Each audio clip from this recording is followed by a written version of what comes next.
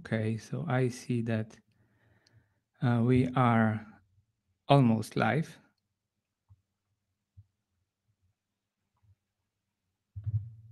Oh,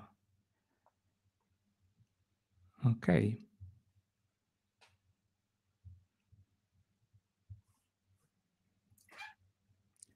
Okay.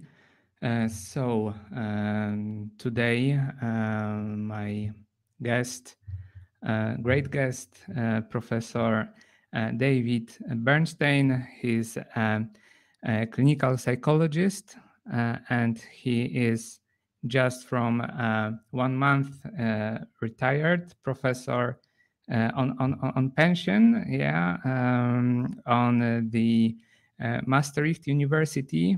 If if I pronounce something not good, so please correct me. That's perfect. It's perfect. Yeah. Yeah, and you've been for a lot of years. You were also a chief of the Association of Research on Personality Disorders. Yes, also you've been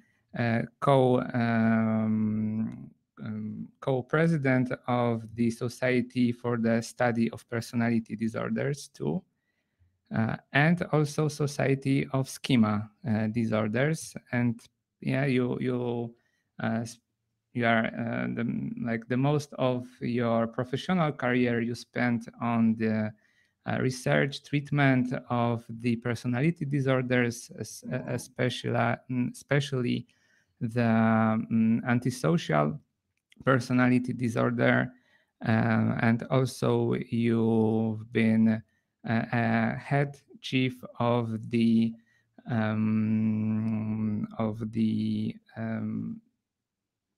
one it was the foreignistic psychology department on the university. Yes. Yeah, that's correct. Qualifications very well, Yeah.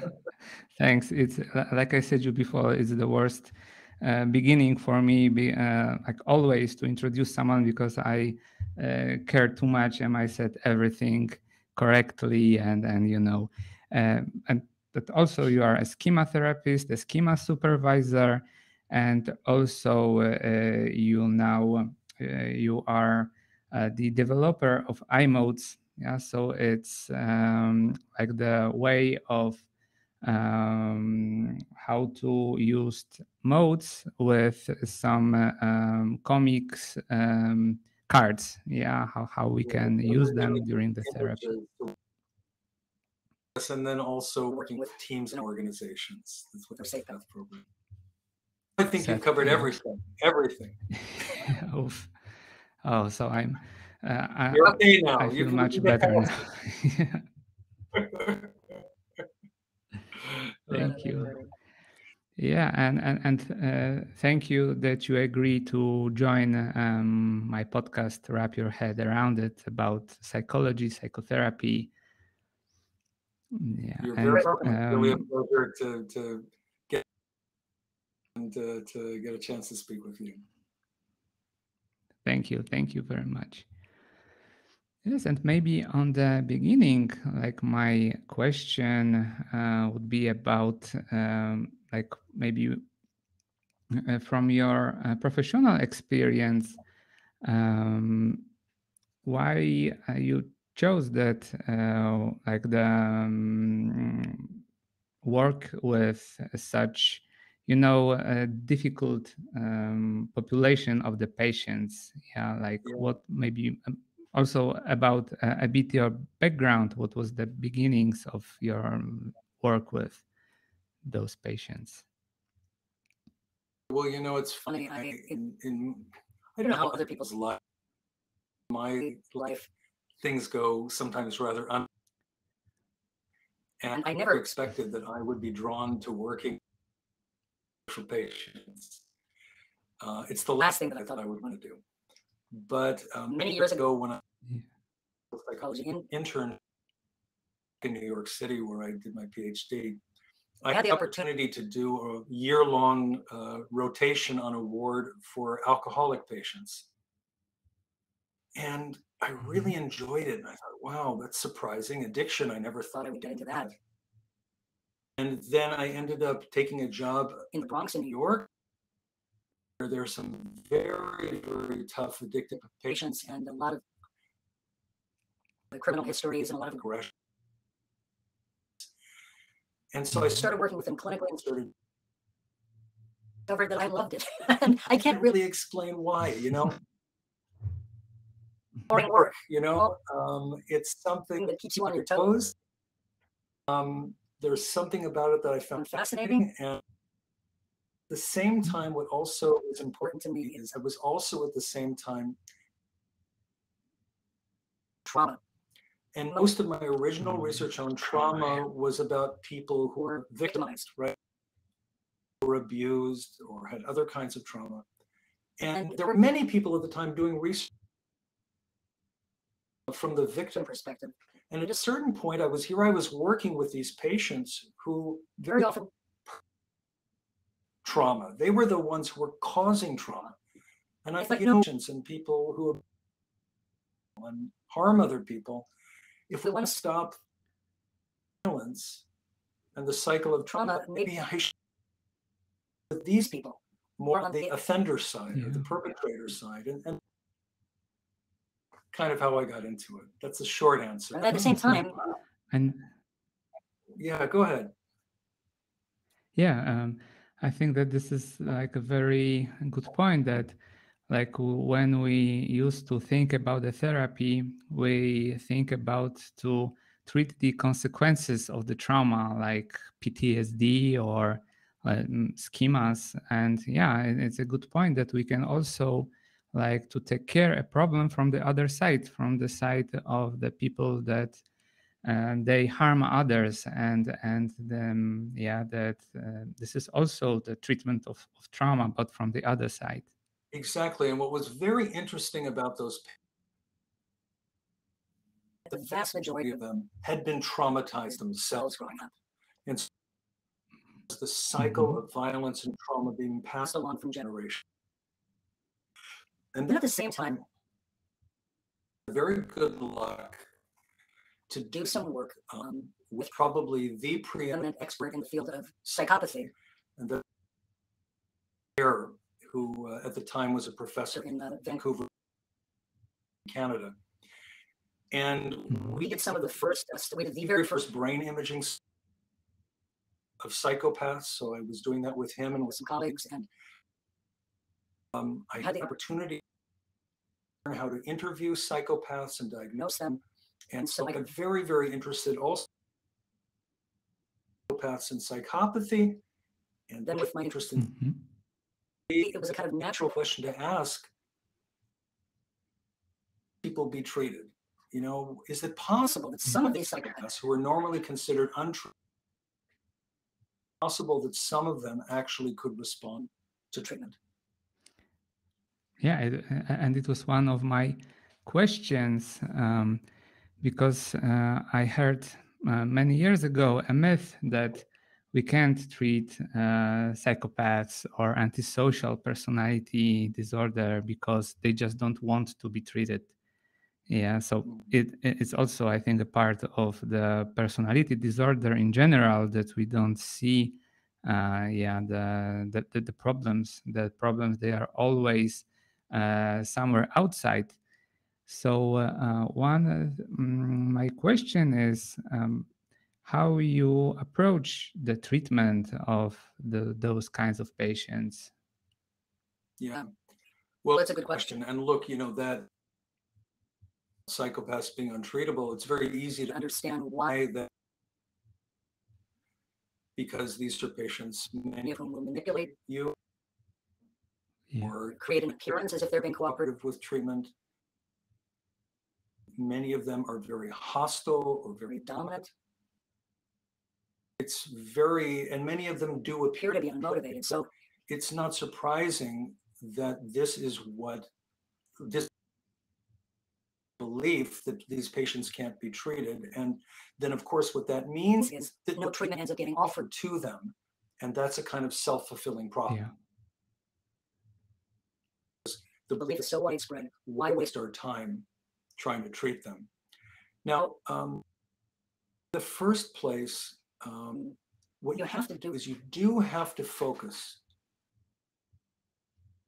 factors that interfere with treatment, because indeed many of these patients don't, and they aren't really genuinely engaged in therapy. It's not surprising when you consider that these are patients generally who are extremely mistrustful.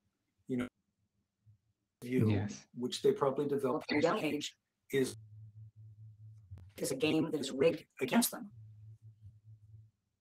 Can't trust anybody. And again, if you look at their abuse histories, at least in the population I was working with in the Bronx, about 80% of them had experienced physical abuse.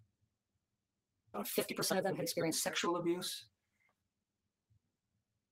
Families that are highly unstable, where there's violence is a fact of life, it's not surprising that you carry that view of the world. And so now here, we nice therapists are trying to get up and to share and talk about their feelings. Well, what do you expect? Why would they trust us? Why would they trust us when deep inside of them, the very people who are supposed to take care of them didn't or even harmed them? We have to take that. Yeah. You have to start where people are at. And you can't expect them to be different than they are. But what you to engage them in a systematic way. And in schema therapy, we do reparenting. And limited reparenting, as you know, because you're a schema therapist, is focusing on the patient's unmet emotions. Now, if you think about it, what's number one for these patients? Clarity, stability, predictability, where it starts. And then after that, with all the sides of them, what we call modes in schema therapy, that block access. All the sides of them that they've developed over the years to protect them, to keep people at a distance. And it's a slow process. Therapists modes, and to be patient, and slowly we begin to see a change in many of them. No. That's where we start. Okay. And I think that my first impression, maybe not impression, but the imagine about antisocial personality disorder is that the question comes to my mind, maybe it's from your perspective, it could be a strange question, but how we can get into the vulnerable child? Yeah, do they have a vulnerable child? I know that probably they have, but sometimes it's very hard to to realize that the person that want to harm someone, that inside that they have it, that they have this vulnerable side. Yeah, and I understand. What? Well, listen, it's actually not a strange question. It's a very good question, because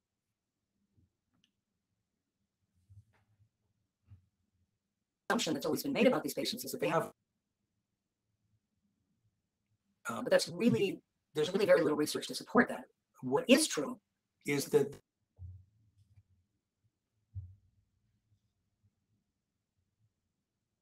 with us and want to get in touch with it themselves. That is very much true. What would lead me to still feel optimistic about some of these patients? Well, the first thing is many of them grew up in circumstances where they had attachment. Maybe they had no attachment relationship. Yeah. Or not trauma. meaning that they don't have any inborn. Maybe they grew up in highly traumatic circumstances or were repeated. They had no opportunity to form attachment. But it could be that capacity to form attachments. If we look at psychopathy and,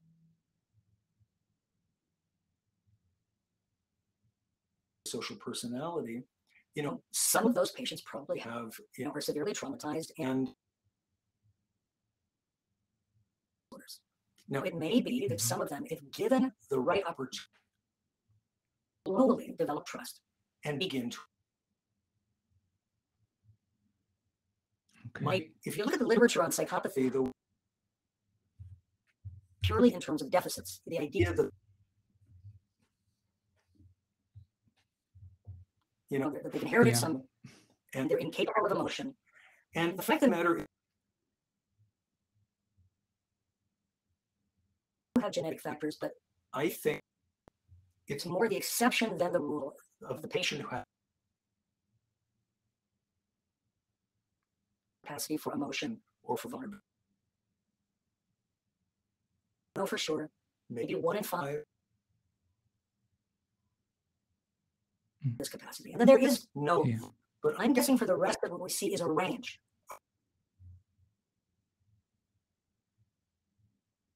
Ultimate capacity is to attach and to you. Okay. Yeah, so I also recommend your chapter from our book that's been published in Poland. It's Creative Methods in Schema Therapy. So there is, I think, a lot of very important knowledge about the forensic psychology and the treatment. So I recommend it. Yeah, and this is, I think, second very important myth that, and it's also my questions: how much from the antisocial personality disorder, like, is it something the same as a psychopath, or like, is it the same, or is there any difference between like having some psychopath traits and having the antisocial personality disorder, and how much is like you said from the genetics things, and how much is like the influence of the environment? So the two questions. Okay, that's a very good question. Well, first of all,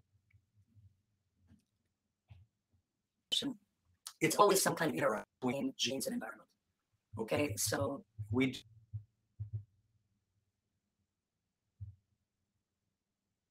child brings its own genetic is that it's born into. So there's always, and the more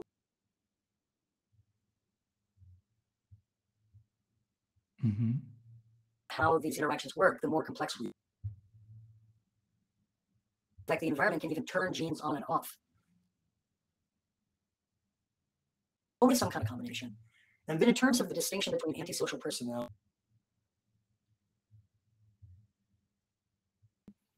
antisocial personality, if you look at the DSM and how it's really almost enough being a criminal, yeah.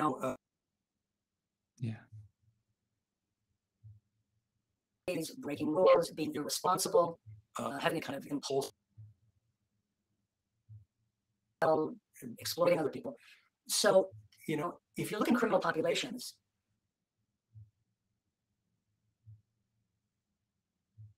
the vast majority of these people, if you diagnose them, definition of antisocial personality disorder, of those people, like maybe 80% in a prison,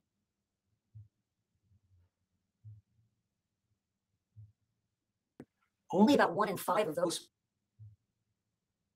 And the reason is that in addition to a kind of so-called criminal lifestyle,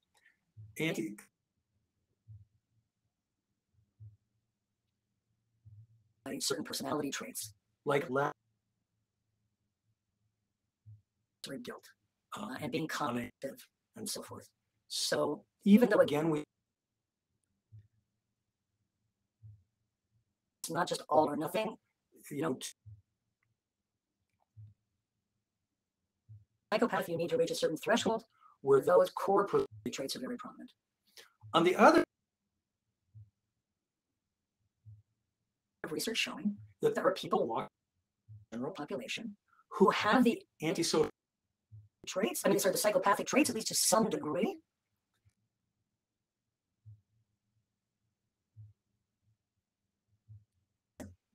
So many of them don't show antisocial behavior, or if they do, really accepted antisocial. That's what we wrote about in that chapter. The more Navod and I wrote Yeah. about the modes that you see it in forensic. See them, for example, in the workplace in some individuals. Probably, unless they embezzle or commit fraud, they're never going to end up in prison, and yet they do still have some of those traits. And you don't have forensic training, don't know what to do when patients manipulate them or control.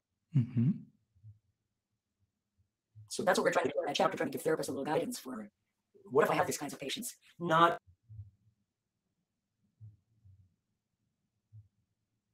criminal psychopaths in my. Mm-hmm. Okay. Yeah, so it's very important that like we can have some like not every psychopath could be like having antisocial personality disorder, that they like we have some we have to have some like kind of events, life events that they create like this, like maybe in the, like you said, the modes, the like copying style, maybe more yeah, to deal with like those traumatic events. Yeah. Yeah, but right, so, you know, also does Probably. Mhm. Yeah.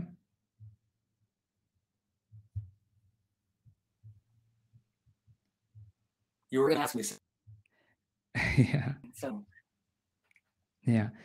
Yeah, I wanted also to ask about that. Is there every like because like mostly when we think about people with antisocial personality disorder, like we used to think about being aggressive, not maybe verbal only aggressive, but also in the like behavioral way. And is it another myth like maybe like how the antisocial personality disorder can manifestate in the office, in our office, in like how we can Yeah. yeah, like diagnosed or to knew that maybe there's a like this kind of patient. Yeah. first of all, you know, antisocial behavior manifests itself in different ways, And sometimes between what we call overt or open antisocial behavior and covert or hidden. So, you know, overt antisocial behavior is a person who goes around hurting people physically, you know, with domestic violence, or, you know, well, this is overt, right? You can't miss it. It's right there. But covert really has and frauding and manipulating and lying. You know, I think that this is the kind of thing more covert side. You know, you know, maybe the patient, you know, you have a new patient. Yeah. You kind of start asking yourself, why is this person here? And some kind of trauma, and maybe they experienced something, you know, they're telling you about some events that they experienced. Funny feeling, like there's something about it that doesn't seem genuine. That person, and you do your normal therapy moves, you know, your CBT moves, or you're doing your schema therapy. And then at a certain point, is not proceeding. And then finally, the patient asks you for a letter because he has a court case going on.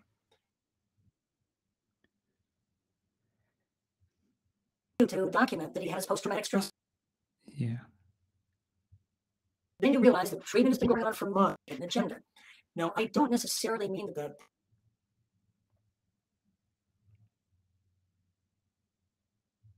psychopath, but psychopathy, this could be an example of somebody who is cunning and manipulating.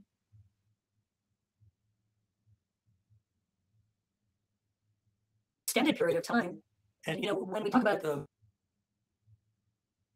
manipulator mode as being one of the most, frequent and important of the psychopathic modes.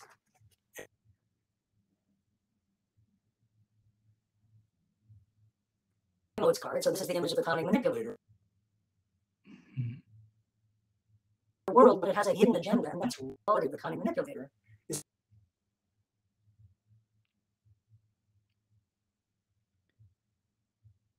Now, the thing is, therapists in general practice, we kind of make the assumption you're mostly open and honest with us, right? And oh, we have. Therefore, we're not. Yeah. We're, when the. Okay. Okay, we have someone from our audience. Maybe I say to give some questions a bit later. 1 second.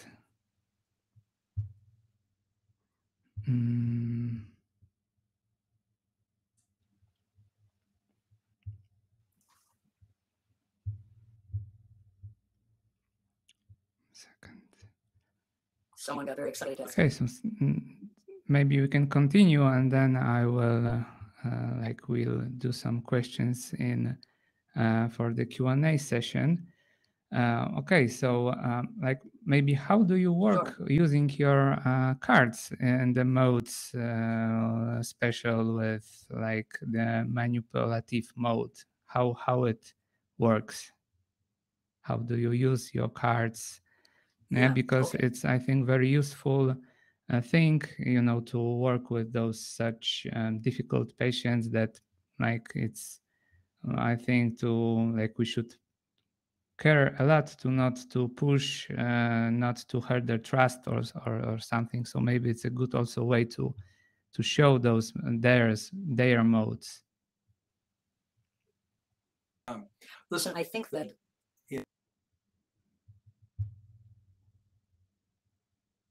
they might be quite reluctant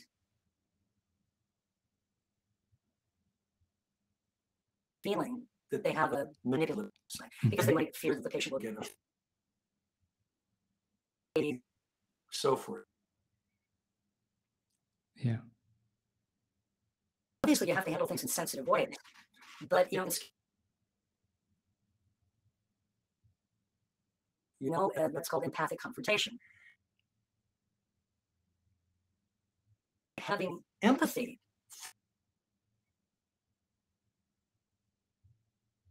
the patient's coping behavior, a clear mirror to show.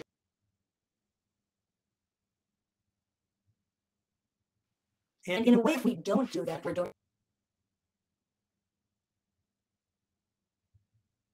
Then they don't have the opportunity to bet about themselves that could be important to them. Being like, hey, listen, you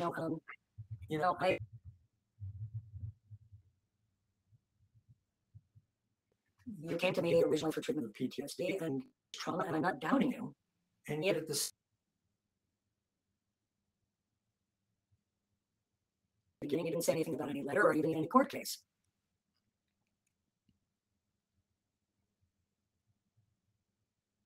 I give you my trust. I think you deserve that. But I want a side of you here, a side of you that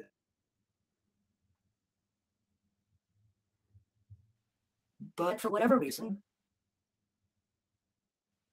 So, right, the fact that the person, but it's also kind of holding a mirror up, and when you say that, you go quiet.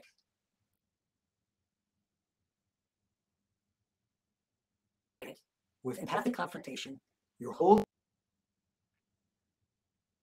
look in the mirror, and that mirror is himself or her. And maybe there's some discomfort there. There could be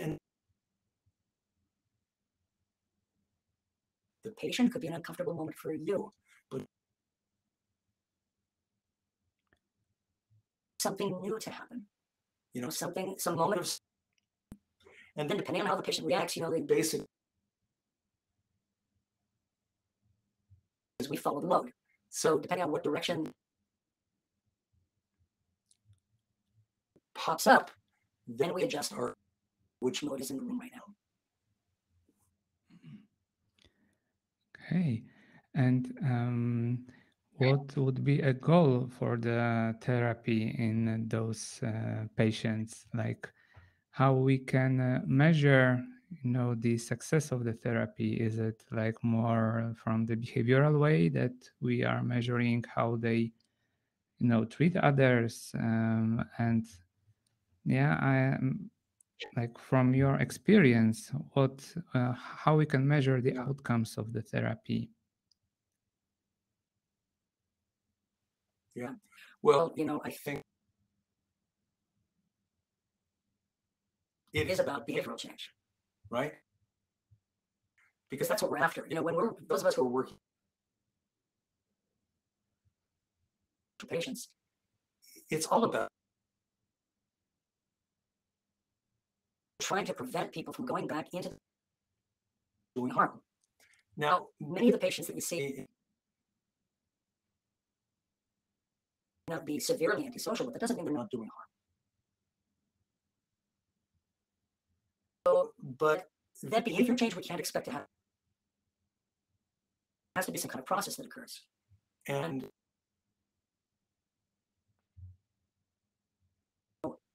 what I like to see in the meantime, genuine engagement with the patient. And when you do this kind of, you know, it turns the heat up a little bit. Mm-hmm. Huh? What? Are you questioning me? Trying to do something to you? And yes, that's uncomfortable, but it means that there's happening in the therapy.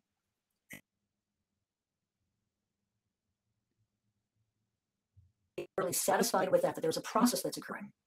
Engaging with those modes that are responsible.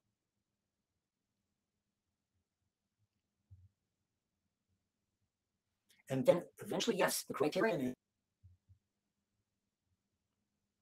behavior, ultimately. That's the long.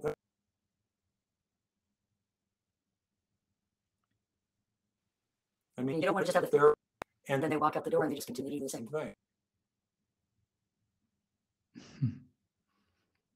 It's not about just having the actual insight. It's really about the modes that are responsible.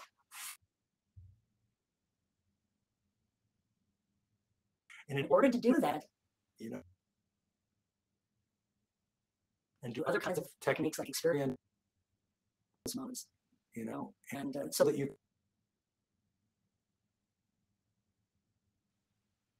Mm-hmm.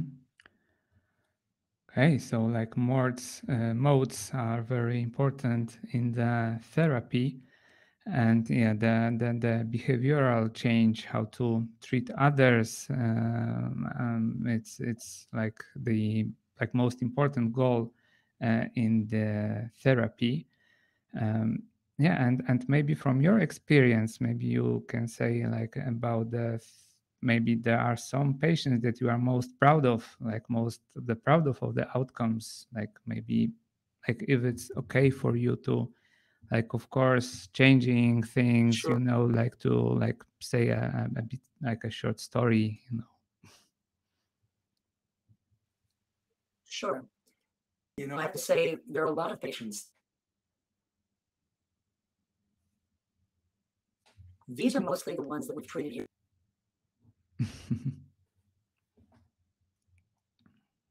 Forensic hospitals, that's what they're called, TB.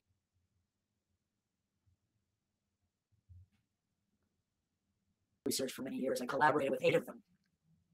Treated many patients, including quite a few cycles.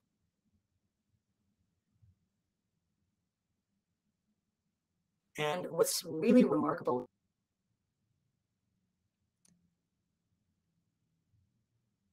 and they start to be willing to get vulnerable and share.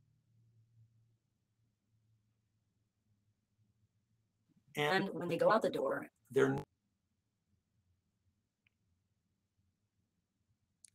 not going to make them into Mother Teresa, you know?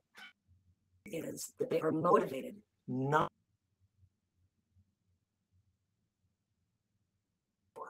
and they have awareness.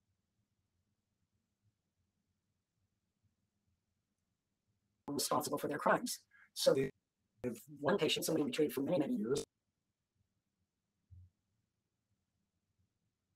Therapist, I was the supervisor on the case. He for more than 10 years. He's married, he works, he has a child. He has not recidivated.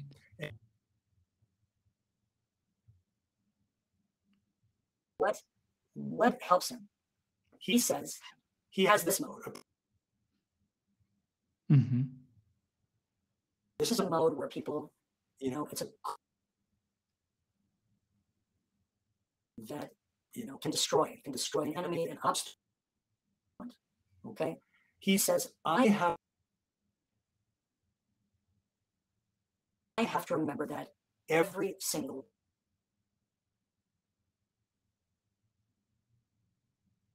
Now, what does that mean? That means that his predator mode. Yeah.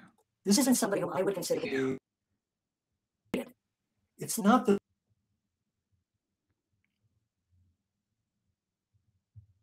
It's reduced. It's not as strong as it used to be.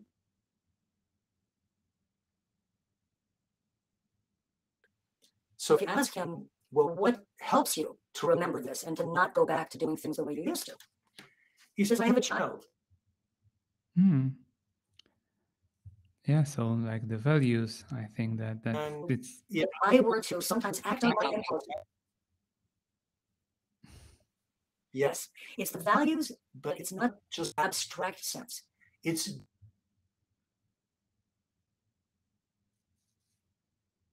values, right? Because there's a and the values that truly guide our actions are the ones that are deeply.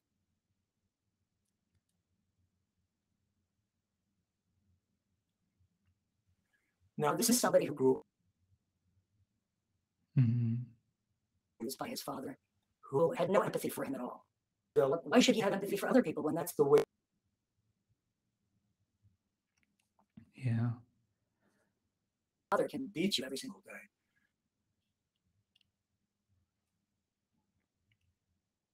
And if I were to go back to prison and my daughter would be without.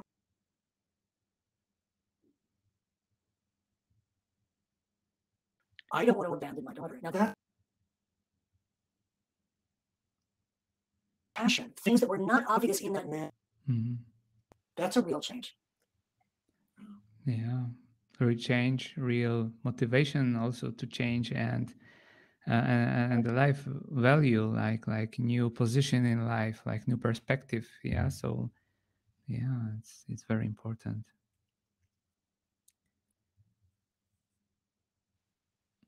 It's you know, I think it's the key thing that keeps him going. And what I've seen, because I've met with him every single year, is that over time,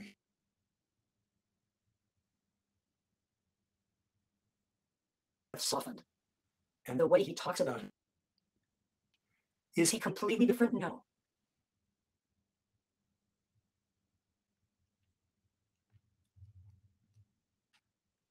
But, you know, he is now working in one of those. He has a paid position there.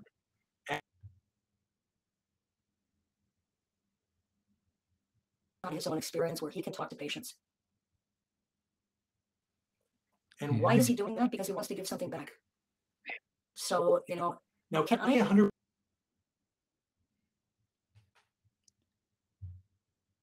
will never recidivate. I cannot.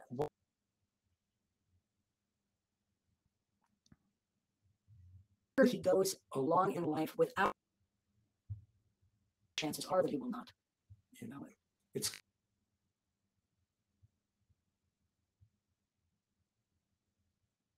the operation, they have chemotherapy.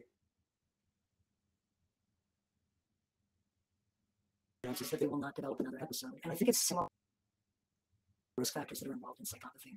Yeah. Yeah.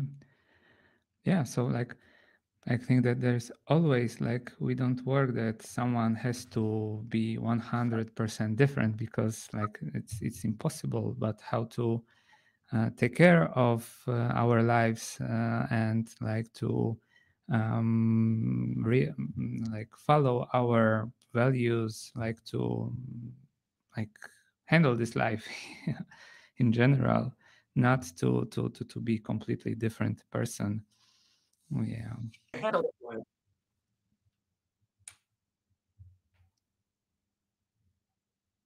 childhood with us. You know, those child signs experienced stays within us. And hopefully we did once we've had treatment and care for these people too. And they have to live with that without coping through.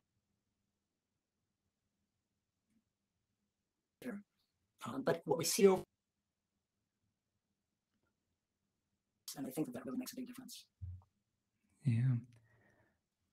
Okay, and maybe what also would be the biggest traps during the therapy that therapists should be like aware, like what would be your advice for the therapists, schema therapists?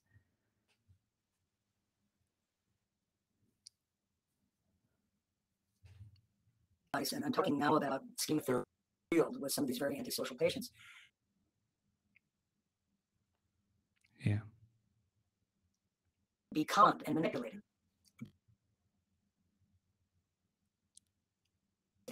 You know, who else would be crazy? Psychopaths to change, except for schema therapy.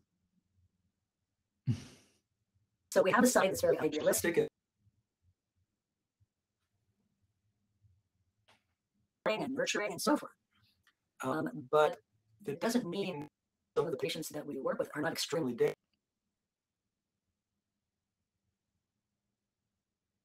And some of them can manipulate us. We can have blind spots. You know, for therapists working in the forensic field, supervision on a regular basis, or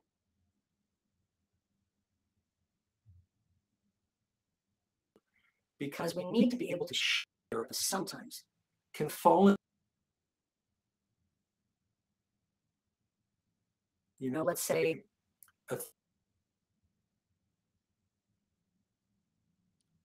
you know, for example, some therapists are some of them are very sensation seeking. You know what I mean? That's what somebody would be interested in working with these kinds of folks.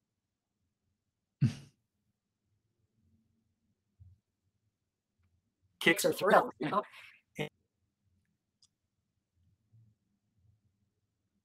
Very engaging and charismatic, let's say, between the two of you. And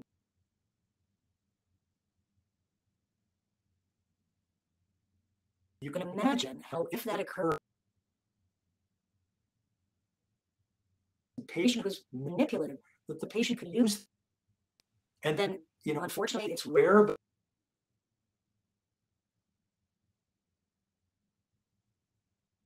field where you have this kind of patient ends up, you know, taking the therapist to some place.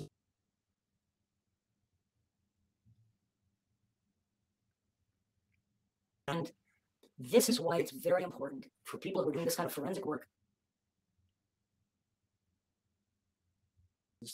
And oftentimes I ask the therapist to talk to patients and bring them into supervision.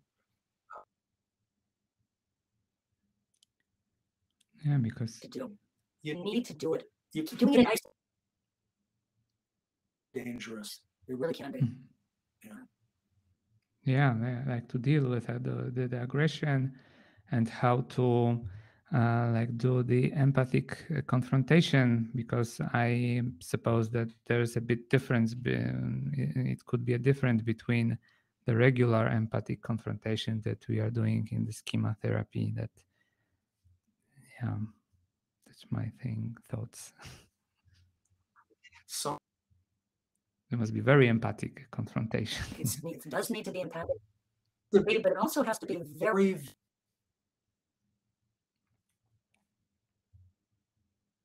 When patients are crossing our boundaries, either empathic confrontation is very clear. Mhm. Right now, I'm getting a strange feeling.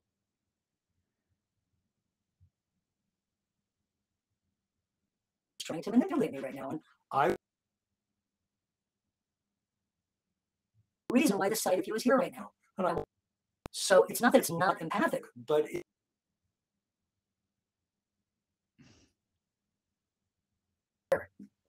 so out of sensitivity to when patients are crossing our boundaries and a willingness to go up to them and take a look together. Let's look. What's happening? Yeah, great. Okay. So I don't know if you want to. Yeah, I will check. Is there any questions from audience? Okay, maybe someone wants to call in too. Yeah, Beata is having a question. So you can write on the chat or try to call in. Czyli możesz na czacie napisać albo wdzwonić się, ja mogę przetłumaczyć, albo możesz napisać po polsku, angielsku.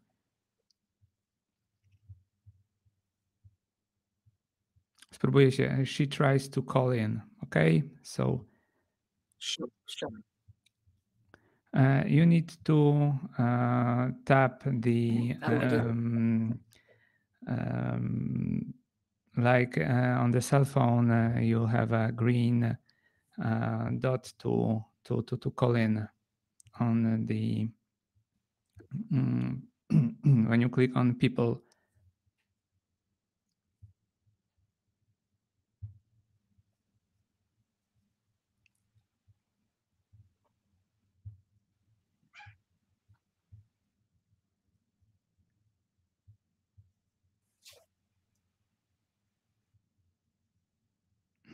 She's so maybe you can write on the chat, so I'll read it.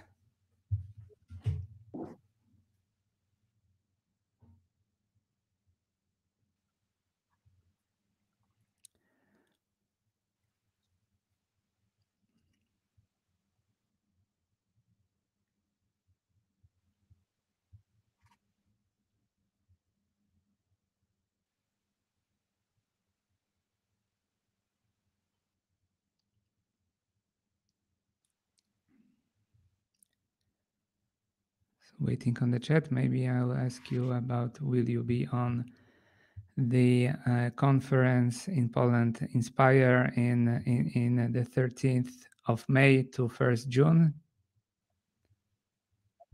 Do you plan to visit us? Yes, absolutely. I'm really come also with my partner, Limona Vot, and then we do a lot of collaborating together. Do some things together, maybe we'll do some things separately. Great. Coming because personally, I don't meet people in the Polish scheme. I do know some other schema therapists who are in Eastern Europe, and it'd be very nice. Yeah, it would be a great opportunity to. So I'm very curious. Yeah. So you're welcome, and yeah, and also I want to say that I saw today on the page of the conference that the registration is open for everyone. So if someone is interested in to participate, so it's open to register and to join the conference. Okay, Beata, do you write on the chat, or maybe you can in Polish too? Oh yeah. She wants to ask a question. Wow. Yeah. Don't you Personality and psychopathy. I have an inside joke that antisocial is a little gangster, and to be a real psychopath, you I can see how know, treated. I don't see the rest of the. Yeah. Too bad, Beata. That. Oh. Yes. Well. Okay. No. Here's the thing, Beata. And it's too bad. We appreciate that you wanted to talk and answer your question. So, but I'll do my best. We are defining antisocial personality versus psychopathy. Look at the way that DSM defines it. It's not really about personality trait, behavior. It's about antisocial. There can be many, many factors that drive. Right? You can have, for example, patients who are very angry, right? So they're, who confused, and so they get into lots of assaults, right? So that would be one example. In terms of the joke that the antisocial is Gangster. a little criminal is what you're saying, and I can agree to that. You have to earn it. I guess what you mean is that you have to traits very deeply, those antisocial traits. The psychopathic traits, rather. The question really is that it's hard to imagine that anybody who has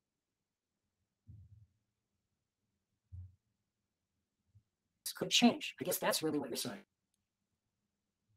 And let me just throw a few things out there. And it's, of course, difficult because we can't really have a conversation about it. Yeah.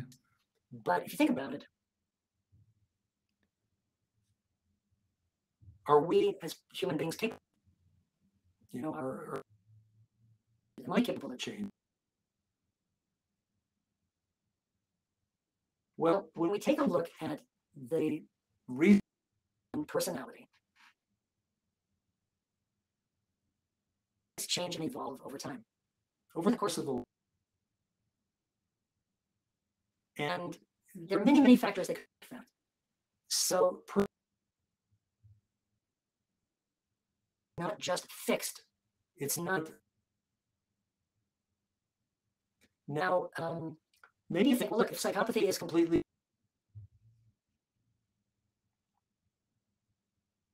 more like schizophrenia, that can't be changed. And if that's the case, that has been the predominant view of psychopathy. Hervé Clercq wrote this famous book, The Map. He basically said, certain kinds of personality traits. The psychopath in his own way is a schizophrenic, except that he has a instead of a. And then no reason to expect that psychopaths could change in any fundamental way. And most treatments for change,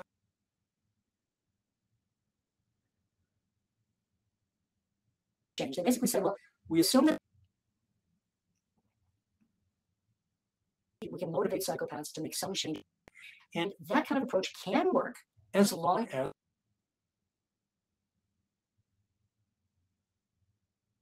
the trouble is many. So again, it's a little different. Our view is that if you see, probably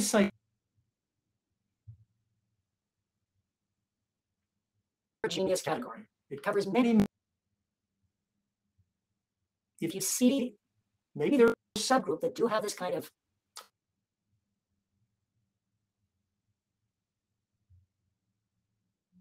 I am convinced that that's the minority. Have severe personality disorders and trauma. Now, that doesn't mean that they don't have genetic factors, because yeah, we all have. if that's the case, for example, when I started, started my study in psychology, which was more than 40 years ago, we all thought that borderline personality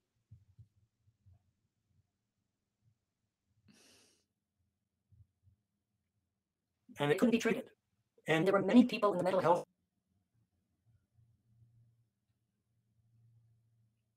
they run the other way. Personality disorder is a treatable condition, and there are like schema therapy. Well, not for all of psychopaths, but for many of them is something similar.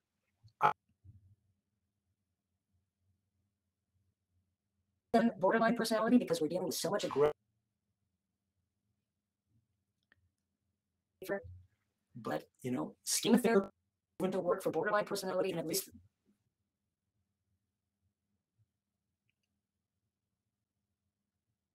suggests that a significant number of patients, including psychopathic ones.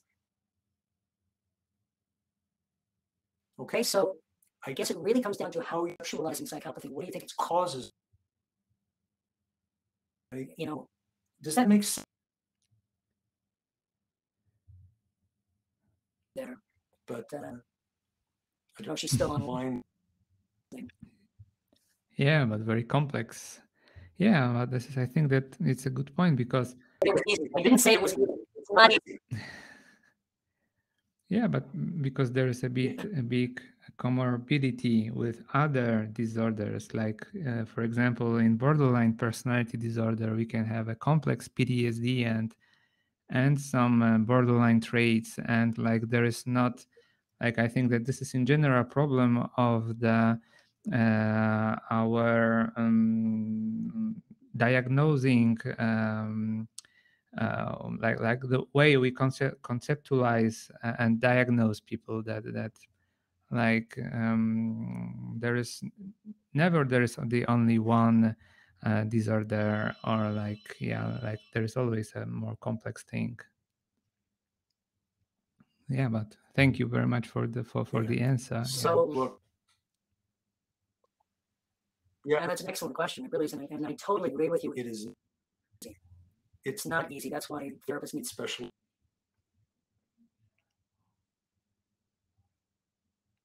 Do this, and it also helps to do work.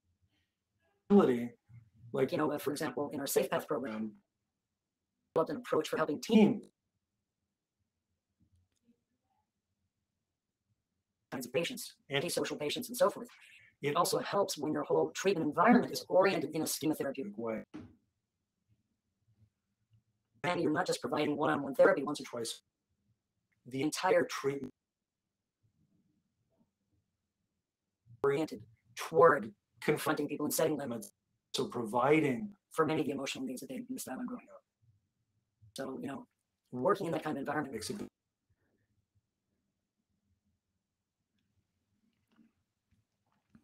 Yeah.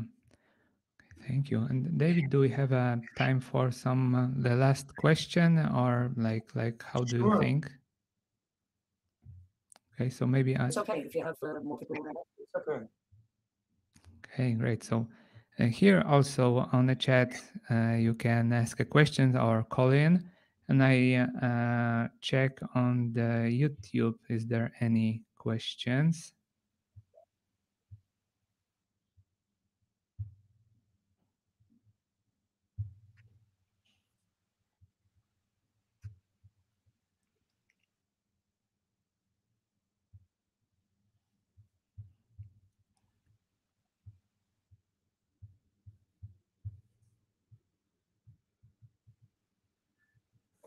Okay.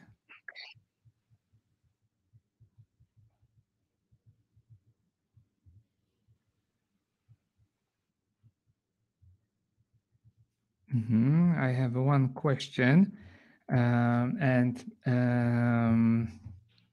it's about the questions. The question is, how do you engage a patient who has antisocial personality disorder in therapy, given that one of the symptoms often includes a lack of regard for others? Yeah. You know, the first thing is you have to get the person into therapy, and you have to keep them in therapy. And one of the things that you see very often is that in the beginning, the patient may not be motivated to engage with you in therapy. And so it helps if there are external factors. Like, let's say he knows that if he, because of a court order, because of a judge saying so, that if he does not come to his sessions, he's going to prison, right? Yeah. So, or maybe the patient wants to get her child back, that her child, because she was considered a danger to her child, and she's motivated to get. So I used to think when I was a young psychologist that I have internal motivation, engage in therapy. And of course, that's the direction we want things to go in. But the key is to first get them in and keep them in. And if it is a matter of starting with external motivation, we try to capitalize on that, because we need to give them a therapy so that we can start making some changes. And I don't know if the person who wrote this question knows something or not, but the key is that we can consistently, particularly in the early phase of therapy, work on engagement and treatment. And when somebody has, a lack of regard for other people, okay, there can be reasons for that. Maybe the person grew up being betrayed, or feeling betrayed, or actually being betrayed by the people who were supposed to take care of them. For example, that doesn't mean that somewhere inside of this person a human need for care or for comfort, right? Maybe in a small number that there's not, but somewhere this person was not born as a baby without that need. Yeah. Once talking to a patient, and this is somebody who's highly, he had been spent his first few years of life in an orphanage, and that in the orphanage he was very, very seriously. And I remember our therapist supervisor and the therapist asked him, because I then got adopted around the age of 4 or something, asked him, how did you feel about that place, about that? He said, I didn't give a shit. Well, born not giving a shit. Babies need care. And if you don't care for them, serious happens. So we think that the majority of the within themselves still have basic human needs, and with the right kind of technique and treatment, that we can start to activate them. It's not easy, but it is something that research shows. And then maybe they don't afterward. Plus disregard for other people. But we're talking about a process, right? It doesn't happen overnight. I see another question. It's not a question. So maybe. So it's, what is your opinion about people mixing narcissistic apathy, and at the top is all over the social media, and there are people who have start to diagnose other people, etc. I hope you know what I'm asking about. It's hard to write it down. That's an excellent question. Really, we seem to be living in the time of talking about, toxic, so on and so forth. And to say I have very mixed feelings about it. I have no doubt that, number one, that many people have been hurt in relationships with people who are narcissistic, people who are psychopathic. There's absolutely no question about that. But people are complex. People out there, who also have pain. And there are psychopathic people, I can tell you from research, the vast majority of them growing up, so, but we tend to engage kind of black and white white thinking. you know. And when you label somebody, especially as you're saying, when people don't to do that, when somebody Reads a book and then says, oh, "Is a toxic, psychopathic narcissist." now maybe he is, and maybe that was a Good good thing, thing, and maybe you. relationship, and more power to you. But it could also be that The relationship with you complex than that. and maybe he brings things and you Bring things. now there's no excuse for anybody to put up with any abuse. I don't mean that. I really, but what I do mean is that sometimes, you know, when we On somebody, cease in their complexity, and sometimes that may may cause us really looking at the relationship that we have. what's their part. But Doesn't doesn't mean mean you should ever put up with abuse. I'm not saying that, so don't take me wrong. But does that to some degree answer your question? I think I know very much what you're talking about this. Yeah. At this point. Yeah.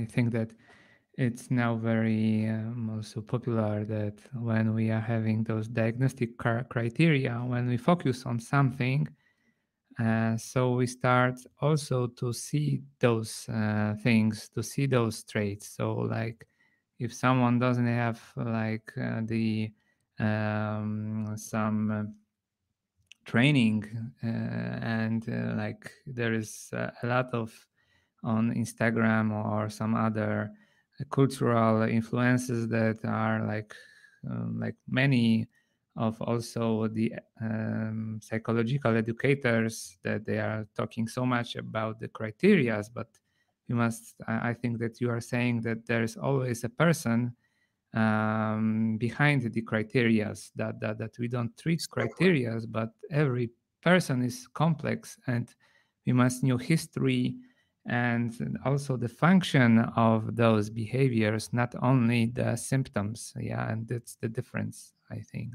That's exactly what I'm saying. And again, just understands me. I'm not saying that anybody should put up with abuse in their relationship. I'm talking about. Yeah, But you're. Yes, I find it totally dangerous nowadays. every ex-boyfriend of an influencer is called a psychopath. It's true, but of course the question is: are the influencers psychopaths. Yeah, it's very hard. But now we are. I think.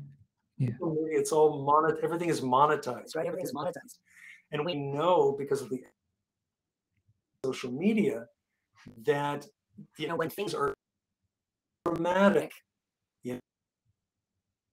psychopath, that things shoot up to the top of the algorithm. And so, unfortunately, through the monetization, social media, that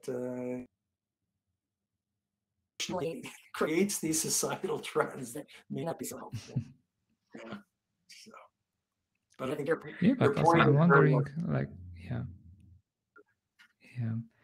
Like, but also like to I think to have also some, like the trying to gain some success in our life. So like we also have to have some parts of like we can say the narcissistic, because like we want to achieve something, and this is also the other side. This is something bad, or like is there a spectrum of this of the narcissism, like where is some healthy, like Wendy Beharry on our podcast we were also talking about the healthy narcissism.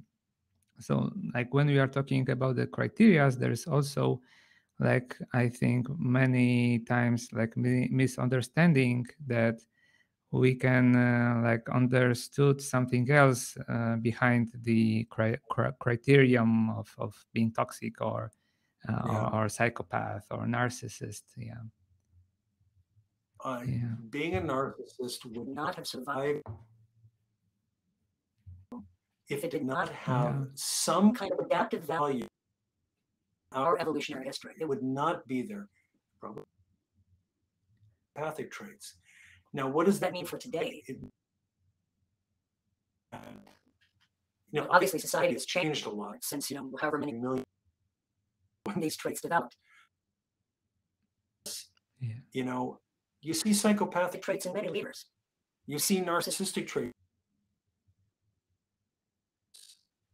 And whether that's healthy or not, it does serve a society. And sometimes those traits can be useful for social social group individuals, and sometimes sometimes they can cross a line and then they become. so I don't know, narcissism versus unhealthy, or Or if every plus has a minus, and and make sure that the Okay. balance is correct. So Somebody says, agree with interesting patients and my favorite to work with. Yes, I like working with these kinds of. They aren't easy, but they can be quite quite interesting. Yeah. So Hey, so thank you very much. If there is time for our last question, what do you about good psychopaths that don't engage in criminal activity? Yeah, that's a really tough one. Question is, but our leaders. this is something that I'm very, very interested in. I'll just give you one very cool. If you want to read about these kinds of people, Read biographies. biographies of politicians, especially very well-researched ones. For example, there's a multi-volume history Biography of who was a president of the United States. Maybe You remember him. We have some of these traits too. But Lyndon Johnson, I think even more. Johnson deliberately went out of his way to humiliate people and exploited people in really extraordinary Ways. ways. Talk about a Predator mode. Well, he didn't literally murder people, but people's political careers, and sometimes it wasn't exactly the reason was. He seemed to enjoy it. He is the major civil rights legislation in the 1960s in the United States that led to enormous improvements in society for people of color. How do you think of this? Lyndon Johnson grew up dirt poor in North Texas, grinding poverty, and he always identified with the underdog. At the same time, was highly ambitious. He wanted never to be humiliated again like he felt as a child. And he manipulated and he lied and he bullied and he to get to the very top and to gain the ultimate of being the president of the United States. Among other things, he took the Vietnam War, which had just started under President, was assassinated, and made it into a conflict where millions of people died. And at the same time, the same President Johnson passed the most important civil rights legislation in the history of the United States. It would not be the country it is without that. This guy, his psychopathic traits are probably responsible for why he was legislation passed. Highly manipulative and controlling of the Senate, and he votes to pass that civil rights legislation when many other presidents had. He succeeded. His psychopathic traits in that case, but in a permanent way for the country. The context makes a difference. Makes a difference, and also within this man, there was still some identification with people like him who had suffered. Was Johnson that he was? Does that mean that all bad? I don't think so. People are complex. Yeah. Such a thing as Good psychopaths or bad psychopaths. I think there are complex human beings. to prevent Yeah. harm in our leaders and in other people, but sometimes these Leaders serve a function in society. society Can do good. It's a very interesting. interesting topic. Yeah. Yeah, very, very interesting. And I think that this is very good like idea from our today podcast, that like we don't treat the criterias we are meeting people. And I think that this is also like, I like the quote of Marsha Linehan, like from DBT, but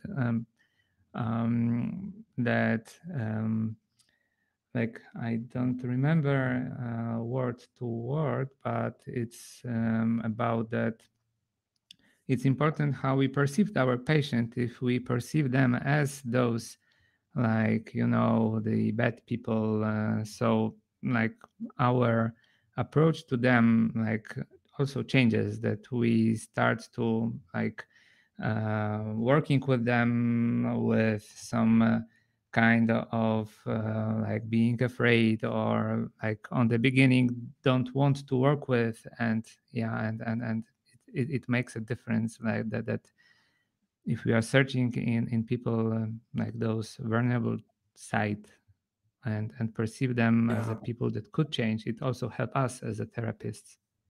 Yeah. Yeah, I mean, just to finish up, I mean, I believe in working with these kinds of patients have a combination of optimism and realism. with This idea of common humanity. in all of the major that at core we All have the same basic needs, the same rights. right? This is common humanity. At the same time, being completely realistic about the dangers of harm that they cause. We have to be willing to tolerate the and find ways Of dealing with them. Unfortunately, in our society today, everything is polarized. It's all. But actually, if we want to make any progress in many major areas of our life, tolerate the contradictions, Reconciling them. and that's what we do when we treat people like psychopaths. Okay, so thank you very, very much, David, for be here today with us, sharing your big knowledge about the treatment of personality disorders, the psychopaths, and for your openness. And maybe like you could say where our audience can find you. Maybe they want to, you know, check some of your workshops or your work, or maybe the your iCards too, or like where of course you can say now, and then I will put it in the description, but maybe you could say. Well, thank you for letting me pitch where they can find me. um, 2 websites. You know, if you're interested in, you know, you can order them on our website, you know, and www.modes.com, or you can just type iModes into Google and you'll find it. It'll come right to. Okay. And if you want to reach me about trainings, you know, trainings in kind of schema therapy for teams and organizations, or training therapy, you can go to our SafePath website, and that's -solutions.com. You'll find information there also about how to reach me if you want to. And you'll also find videos there that we've recently posted. Professional videos now about different aspects of showing me, you know, lecturing and engaging in training and concepts out of SafePath. So maybe that's something for some of your viewers as well. People, especially people who work in institutions who want to train their teams to work in ways to create more healthy and safe environments. Institutions where they work, like forensic hospitals, prisons, youth facilities. These are all, we work with these kinds of organizations in 9 different countries. So if you want to come, please feel free, and I'll. Great. Thank you. And you are also with Remco van der Wiengaard. You also co-work on schema therapy, working with modes DVD. Yeah, so this is also like, I remember those, like when I had my training, we used them. Yeah. Okay, I'm really glad. Yeah, I'm glad people still know. These are ones that you can go to Remco's. Remembering. Yeah. It's schematherapy.com. It's.nl. I'm not sure, one of the two. NL for Netherlands. And you can order them there, the DVD series. And I can point you in the right direction. Great. All right. Listen, I hope your viewers found it really interesting. If you want to get in touch with me, really feel free. So, and I hope to see some of you in Poland next year. Conference. Yeah. That'll be great. Yeah, it would be great to meet you, and maybe one day on some Polish language workshop too, someday. Sure, starting with teaching me Polish. I learned Dutch at a late Polish now. Maybe after a few podcasts more, like you will start to say in Polish too. Yeah. Okay. Yeah. All right, Adam. Thank you very much. Have a good evening. Yeah. You too, Adam. Thank you. Bye. Thank you. Bye bye.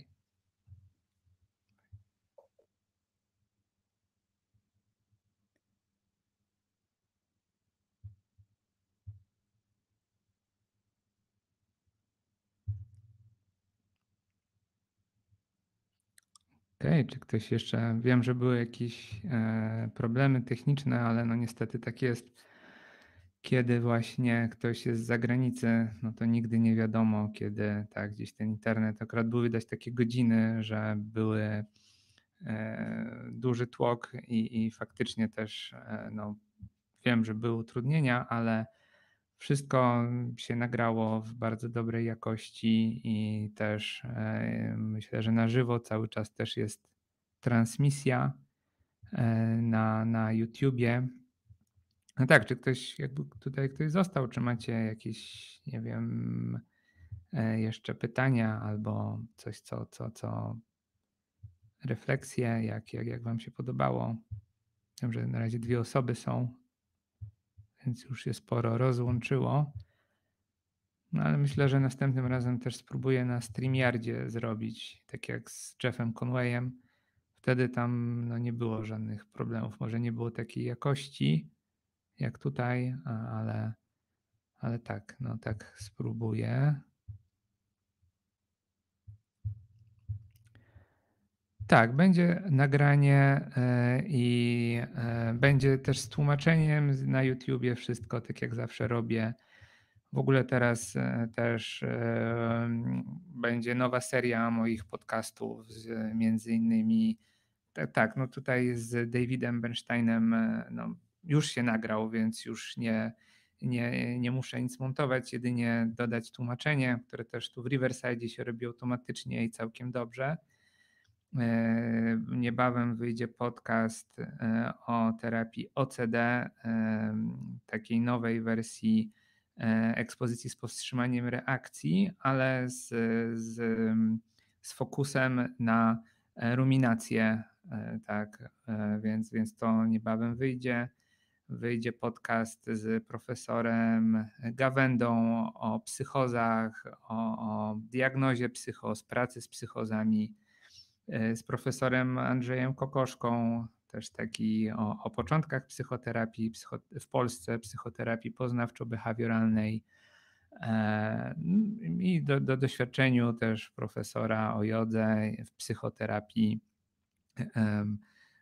z Rikke Kiergaard o terapii ACT. No więc jakby sporo wychodzi z Paulem Gilbertem. Tak, podasz nazwę kanału na YouTube, więc podcast w głowie się mieści. Też byłoby fajnie, jak zasubskrybujecie, to jakby tak jak już tutaj mówiliśmy o algorytmach, tak, to też to jakoś będzie powodowało, że pewnie te podcasty będą trafiały po prostu do ludzi, których interesuje psychoterapia, co myślę, że też będzie ważne, a dla mnie jest ważne, no bo też jakby z przekazem wtedy trafiam do osób, które się tym interesują, a jak to się ogląda bez tej subskrypcji, to jakby to no nie prowadzi do tego, że jakby to się wyświetla ludziom i w ogóle tak, te wszystkie rzeczy, na których jeszcze się dokładnie nie znam, których się uczę. Super. Dobra, to w takim razie też dzięki za bycie i za uwagę. Do zobaczenia. Cześć. Dobranoc.